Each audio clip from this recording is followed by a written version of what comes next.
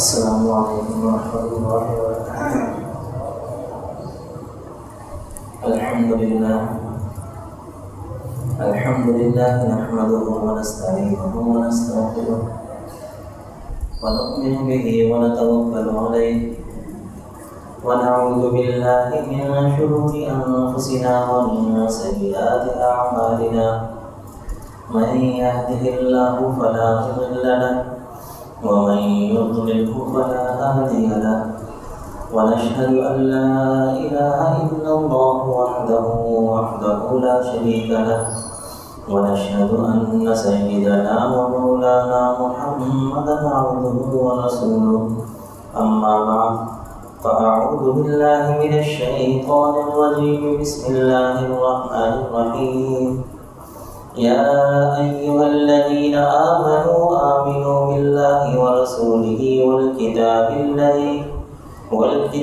الذي نزل على رسوله صدق الله مولانا العظيم وصدق رسوله النبي الكريم ونحن على ذلك لمن الشاهدين والشاكرين والحمد لله رب العالمين۔ میرے محترم دوستوں اور بزرگوں، اللہ تعالیٰ کا بہت بڑا فضل اور احسان ہے کہ اللہ تعالیٰ نے ہمیں دو بہت ہی عظیم نعمتوں سے نوازا، ایک کتاب اللہ اور دوسرے رسول اللہ صلی اللہ علیہ وسلم کی مبارک شخصیت۔ یہ دونوں بہت بڑی نعمتیں اللہ تعالیٰ کی، چونکہ کلام اللہ کو جو درجہ حاصل ہے وہ اللہ تعالیٰ کی کسی کتاب کو حاصل نہیں۔ کہ جتنے بھی انبیاء کرام آئے ان پر جتنی کتابیں آئیں جو مشہور کتابیں ہیں، 3 کتابیں قرآن کے علاوہ ہیں، اور جو صحائف ہیں، جو صحف ہیں، جو صحیفے ہیں، وہ تو تمام انبیاء کرام پر نازل ہو۔ تو جتنی کتابیں اور جتنے بھی صحیفے میں سب سے اونچا درجہ کلام اللہ ہے، اور وہ اللہ تعالیٰ نے ہمیں عطا فرمائے۔ اب یہ جو کلام اللہ ہے اس کے کچھ حقوق ہیں ہم پر، چونکہ جب کوئی نعمت ملتی ہے تو کچھ نعمت کے حقوق بھی ہوتے ہیں۔ اب جتنی اونچی نعمت ہوگی اس کا حق بھی اتنا ہی بڑا ہوگا۔ اب یہ کتنی بڑی نعمت ہے، دیکھیے کہ ایک تو اللہ تعالیٰ نے اس کے نزول اور ذمہ داری، حفاظت کی ذمہ داری اپنی طرف نسبت کی، باقی جتنے صحیفے ہیں، کتابیں ہیں، اللہ تعالیٰ نے ذمہ داری دی کہ اس کے ذمہ، ہماری ذمہ داری اس کی حفاظت کرنا۔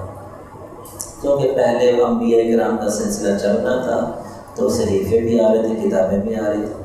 جب آخر اسلام آخری نبی ہے اور یہ آخری کتاب ہے تو اس کی حفاظت کی ذمہ داری لے لی، یعنی کہ اب اس میں جو ہمارا ایک حرف بھی اس میں تغیر تو بدل نہیں ہو سکتا۔ جو قرآن پاک اللہ تعالیٰ نے ہمیں دے دیا جو ہے نا، کہ اب جو قرآن پاک کے اندر جو اللہ تعالیٰ نے نازل کر دیا، بلکہ جتنے بھی صحیفے، جتنے بھی کتابیں تھیں اس میں اس وقت تک وہ قائم رہیں، اس کے تھوڑا عرصہ تک قائم رہیں، پھر اس میں وقت کے ساتھ ساتھ تحریف ہونی شروع ہو۔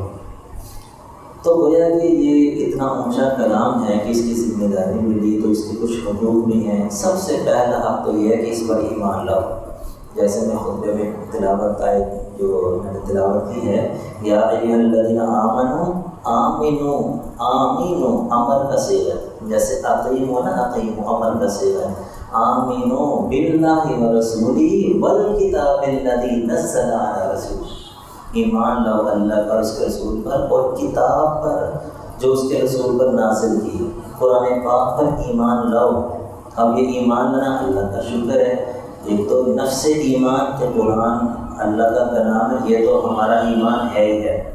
دوسرا درجہ میں ایمان کیا ہے کہ اس میں تحریف سے پاک ہے، کسی قسم کا تغیر و تبدل نہیں ہے اس کے اندر، ایک حرف کی بھی کمی بیشی نہیں ہو سکتی، تحریف سے پاک ہے۔ یعنی الحمدللہ سے لے کر والناس تک جتنا قرآن ہے۔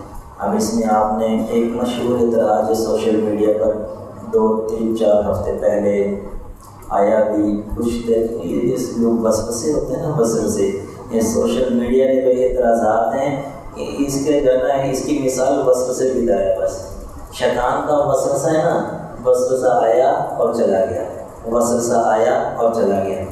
تو یہ سوشل میڈیا پر جو ہوتے ہیں اس قسم کے لوگ اعتراضات کرنے والے، اس کی مثال بھی ایسے ہی کہ وہ تھوڑا عرصہ ایک اعتراض چلتا ہے.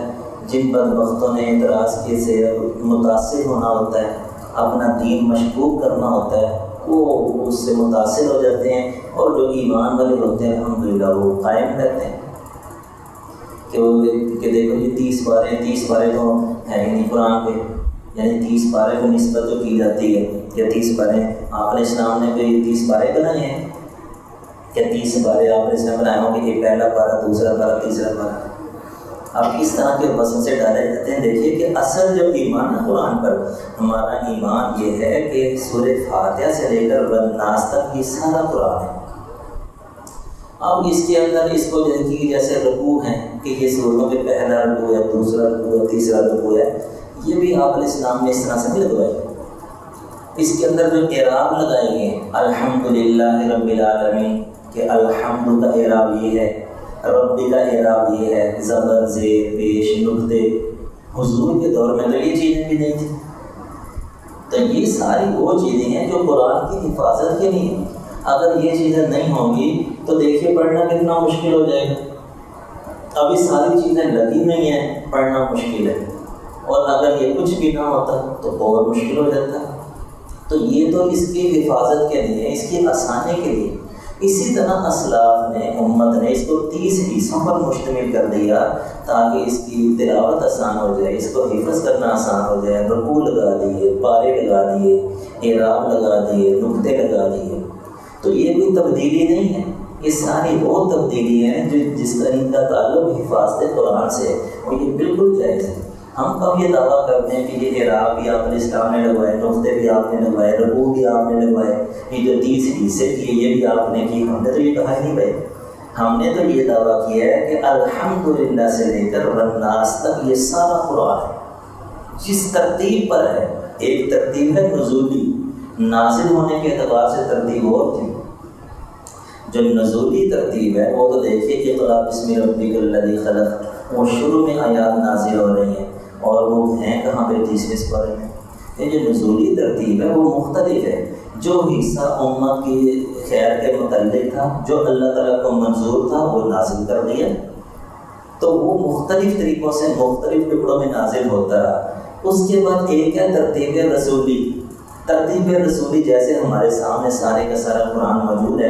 جب کوئی حصہ نازل ہوتا تو آپ صلی اللہ علیہ وسلم جو کاتب ہوتے تھے ان کو بلواتے اور فرماتے کہ یہ آیات فلاں صورت میں فلاں آیت کے بعد لکھ دو. اس کے بعد یہ جو صورتوں کی ترتیب ہے کہ پہلے سورہ فاتحہ ہے، اس کے بعد سورہ بقرہ ہے، پھر سورہ آل عمران ہے، اور یہ چلتے چلتے آخر میں سورہ ناس ہے. یہ ترتیبی آپ صلی اللہ علیہ وسلم سے منقول ہے. تو گویا کہ ہمارا ایمان اس پر ہے کہ یہ سارا قرآن ہے. اب اس میں کمی بیشی حرام، ناجائز اور کفر ہے، یہ قرآن تحریف سے پاک ہے. یہ ہمارا عقیدہ یہ ہے کہ پہلا حق کہ قرآن پاک پر ایمان، اور اسی دو حق میں یہ ہے کہ اس کو آخری کتاب بھی سمجھا جائے، آخری کلام، کیونکہ اب انبیاء کا سلسلہ ختم ہو گیا. آپ صلی اللہ علیہ وسلم آخری نبی ہیں تو یہ آخری کتاب ہے. اب جانا کوئی نئی کتاب کا دعوے دار وہ جھوٹا اور مرتد ہوگا. جیسے مرزا غلام محمد قادیانی، اس نے دعویٰ کیا کہ فرشتے آتے ہیں، مجھ پر بھی وہی آتے ہیں، ریاض باللہ. وہ علیحدہ ہی اس نے ایک کتاب گھڑ دی. تو گویا کہ قرآن آخری کتاب ہے، کیونکہ آپ آخری نبی ہیں، یہ آخری کتاب ہے. یہ ہے قرآن پر ایمان. اللہ کا شکر الحمدللہ تمام مسلمانوں کا، اور جتنے بھی ہم یہاں پر موجود ہیں اللہ کا شکر ہے، اس حق پر ہمارا عمل ہے کہ قرآن کا یہ جو حق ہے یہ ہم ادا کر رہے ہیں. دوسرا حق ہے تلاوت، تلاوت کلام پاک. تلاوت کے متعلق بعض فقہا یہ فرماتے ہیں کہ پورے سال کے اندر 2 مرتبہ قرآن کو ختم کرنا واجب ہے، ضروری ہے. یعنی پورے سال کے اندر نازلہ قرآن 2 مرتبہ بھی ختم نہیں ہوگا تو گنہگار ہوگا. اب یہ تو کم درجے، اس سے بھی کم درجے میں آ جائیں نا تو وہ 1 مرتبہ ہے. چلو یہ تو بعض فقہا نے کہا نا، اگر دیگر کو بھی لے لیں تو کم سے کم کیا ہے کہ سال میں ایک مرتبہ، چونکہ رمضان کا مہینہ آتا ہے، لوگ تلاوت کا معمول بناتے ہیں، تو یکم رمضان سے جس نے شروع کیا، چاہے وہ ایک مہینے میں ختم کر لے چاہے پورے سال میں ختم کر لے، یہ کم سے کم درجے کا حق ہے کہ اس نے تلاوت کر کے قرآن کو ختم کر دیا۔ اگر سال میں ایک مرتبہ بھی قرآن کو ختم نہیں کیا تو سمجھیں کہ اللہ کی طرف سے توفیق نہیں ملی، یہ اللہ تعالیٰ کی طرف سے توفیق کو سلب کر لیا گیا، چھین لیا گیا۔ تو یہ اس کی کوشش کرنی چاہیے جس قدر بھی ہو سکے یہ تلاوت کا۔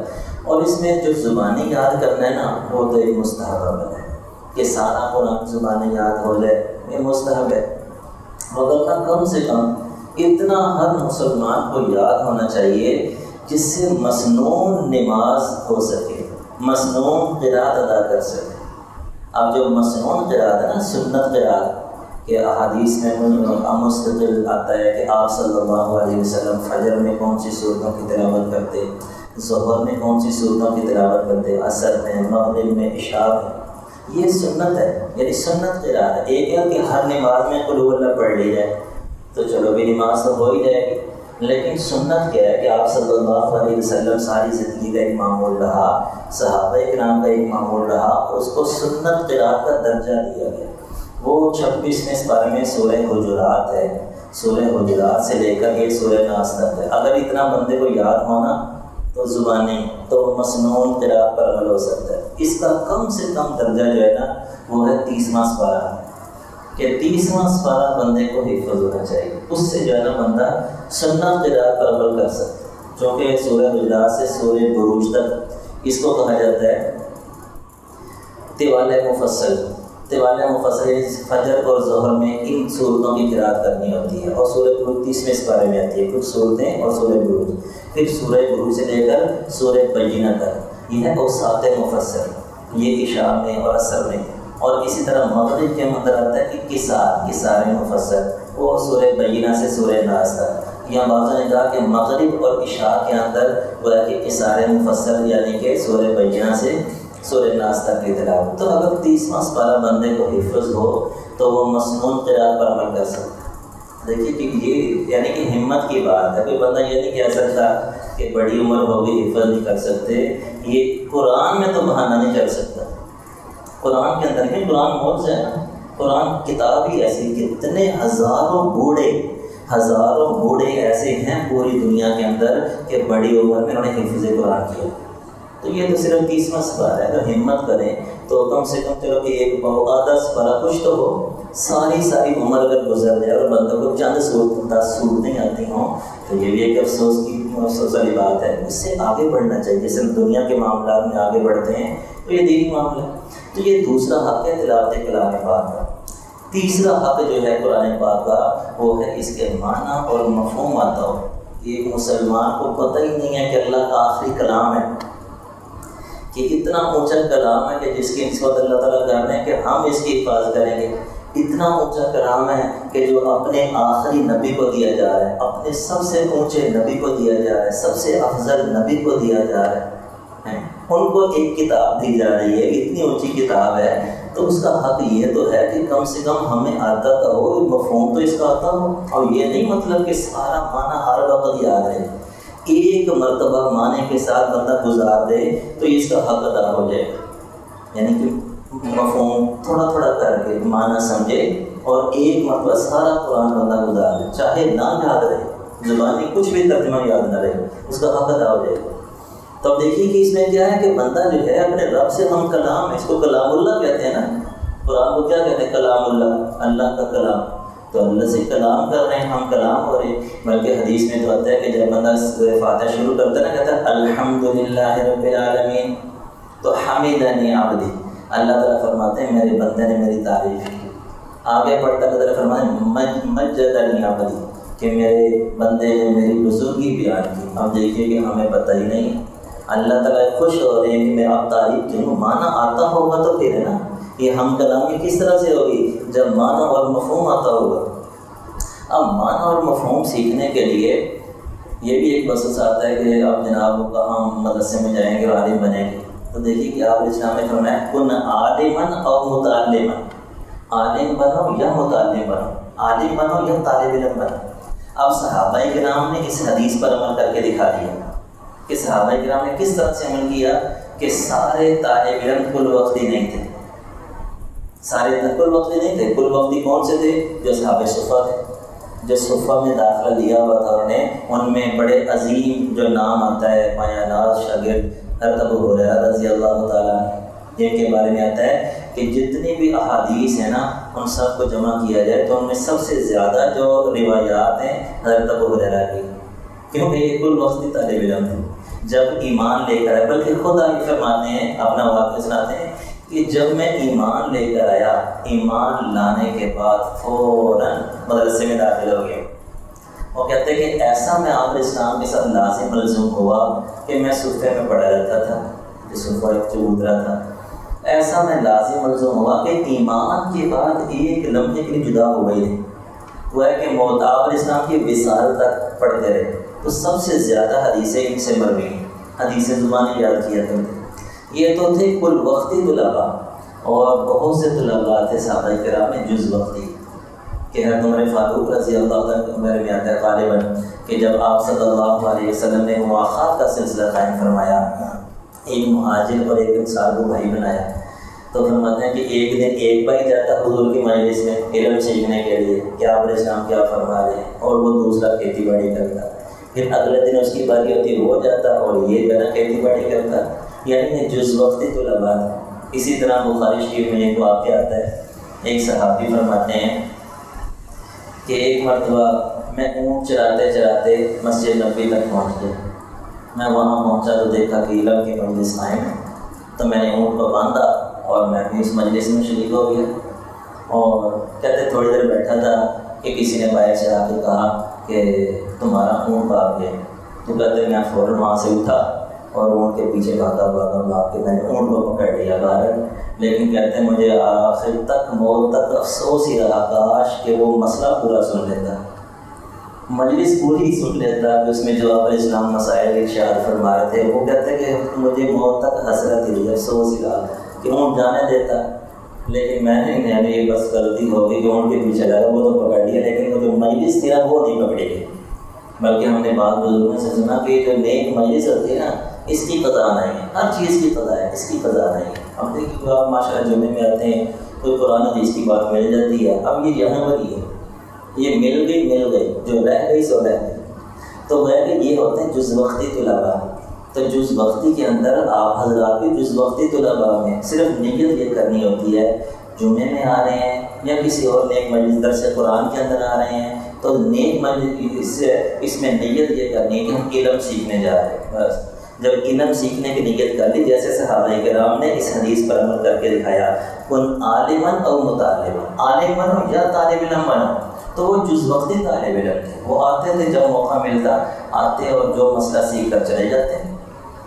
تو جب بندہ نیت کر کے آئے گا کہ جو طالب علم کے فضائل ہیں وہ بھی اس کو مل جائیں گے، کہ راستے کے ساتھ ہے کہ ایک طالب علم گھر سے نکلا، یعنی کہ علم کی طلب کرنی، ایک لفظ ایسا ہے کہ ہم سمجھتے ہیں صرف اس میں اسٹوڈنٹس آ رہے ہیں یہاں، یہ نہیں، یہ عربی کا لفظ ہے، یعنی علم کو طلب، وہ بندہ 70-80 سال 100 سال کا بوڑھا بھی کر سکتا ہے۔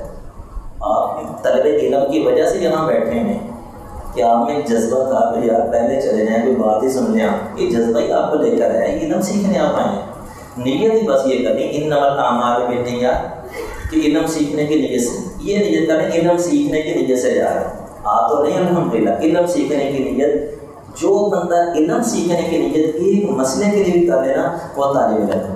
اور جس کے بارے میں آتا ہے کہ جو علم سیکھنے کی نیت سے گیا تو اس راستے کے اندر جو گرد اس کے پاؤں پر پڑے گی نا گرد، تو اللہ تعالیٰ اس گرد پر جہنم کی آگ حرام کر دیں گے، بلکہ یہ تو یعنی کہ بالکل ادنا چیز ہے۔ اور اسی طرح حدیث میں آتا ہے جس کا مفہوم ہے کہ اگر کوئی بندہ ایک آیت سیکھ لیتا ہے، اب جیسے یہ جمعے کی جو مجلس ہوتی ہے نا اس میں ایک آیت کی تشریح ہو ہی جاتی ہے، جب ہم خطبے میں آیت پڑھتے ہیں وہ 10-15-20 منٹ اس کی تشریح کر رہے ہوتے ہیں، تو یہ آیت کو سیکھنا ہے۔ تو آپ علیہ السلام نے فرمایا اس کا مفہوم ہے جو ایک آیت سیکھ لیتا ہے تو وہ 100 رکعت نفل پڑھنے سے بہتر ہے۔ اب 100 رکعت نفل پڑھنے کا موقع کم ہی لوگوں کو ملتا ہوگا، ماشاءاللہ نیک لوگ پڑھتے ہوں گے، لیکن ایسا موقع کم ملتا ہے۔ تو دیکھیں گے کہ جمعے کی مجلس میں آ گئے اور ایک آیت سیکھ لی تو 100 رکعت نفل پڑھنے سے بہتر ہے۔ تو یہ جو ہوتا ہے نا گویا کہ تھوڑا تھوڑا کر کے سیکھنا، یہ بھی طلب علم کے اندر آتا ہے۔ اور اسی طرح جو درس قرآن کی مجلس ہوتی ہے اس کے اندر بھی تھوڑا تھوڑا کر کے سیکھنا ہوتا ہے۔ اب وہ شیطان بس ایسا ڈالتا ہے کہ جناب وہ ایک ایک آیت سیکھیں گے تو کون سا عالم بننا ہے۔ عالم بننا تو مقصود نہیں ہے، طلب علم کے فضائل حاصل کرنے یہ مقصود ہے۔ حدیث شریف میں آتا ہے جس کا مفہوم ہے کہ جو بندہ علم طلب کرتے کرتے مر گیا، علم سیکھتے سیکھتے، اب قرآن سیکھتے سیکھتے، حدیث سیکھتے سیکھتے، چھوٹا ہو بڑا ہو جوان ہو بوڑھا کوئی اس میں نہیں ہے، بس علم سیکھتے سیکھتے مر گیا تو وہ شہید ہوگا۔ اب دیکھیے کہ روزانہ اگر کوئی بندہ درس قرآن میں آ رہا ہے اس نیت سے آ رہا ہے کہ چلو یار علم سیکھنے جا رہے ہیں تو اس کو بھی یہ فضیلت حاصل ہو رہی ہے۔ تو بہرحال یعنی کہ یہ ساری چیزوں کا مصداق بندہ بن سکتا ہے کہ جب اس نے علم سیکھنے کی نیت کر لی۔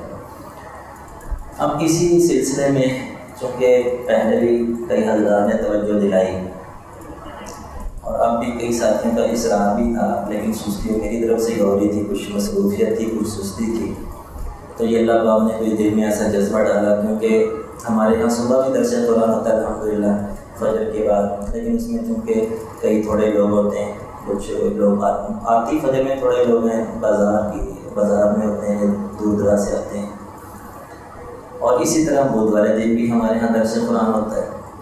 تو بس ساتھیوں کو اس طرح مشورہ ہوا کہ اگر ہم عشاء کے بعد روزانہ 10 منٹ کا درس قرآن شروع کر دیا جائے، تو اس پر مشورہ ہمارا چلتا رہا الحمدللہ۔ تو اسی پر ہماری یہ بات ہے ابھی فی الحال جو ہے نا 4 دن یعنی کہ ہفتہ اتوار پیر منگل کو عشاء کے بعد 10 منٹ بھی انشاءاللہ، یعنی کہ اس سے کم ہی ہوں گے، زیادہ تو نہیں ہوں گے، تھوڑا تھوڑا کر بھی لیا جائے جو ہضم کرنا بھی آسان ہو، سیکھنا بھی آسان ہو۔